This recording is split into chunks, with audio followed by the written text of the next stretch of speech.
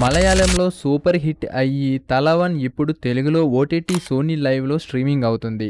Directed by Jis Joy. Asif Ali, Biju Menon main leads గా నటించారు. Cinema బాగుంది, నాకైతే నచ్చింది. కానీ అక్కడక్కడ కొన్ని అన్వాంటెడ్ సీన్స్ ఉన్నా కథలోని ఇన్వెస్టిగేషన్ లో మలుపుల వల్ల ఎంగేజింగ్ గా సాగిపోతుంది. కేరళ క్రైమ్ ఫైల్స్ మీరు చూసే ఉంటారు. అదే కేటగిరీకి చెందిన కథనే ఇది కూడా. ఇది కేరళలో ట్రూ ఇన్సిడెంట్ ఆధారంగా తీసిన మూవీ.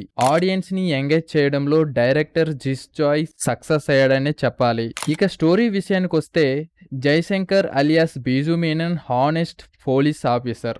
ఎవరు తప్పు చేసినా వదలడు. మిగిలిన పోలీసులు అతను చూసి భయపడుతుంటారు. అలాంటి సమయంలో రమ్య అలియాస్ అనుశ్రీ హత్య కేసులో జయశంకర్ ని ఇరికిస్తారు. కార్తీక్ అలియాస్ ఆసిఫ్ అలీ ఆ కేసుని ఇన్వెస్టిగేషన్ చేస్తుంటారు. ఇంతకీ ఆ హత్య ఎవరు చేశారు, ఎందుకు జయశంకర్ ని ఇరికించారు అనేదే మిగతా మూవీ. ఈ స్టోరీ మొత్తం ఒక టీవీ ఛానల్లో డివైఎస్పి చెబుతుంటారు. లాస్ట్ లో ఈయన కూడా హత్యకు గురవుతాడు.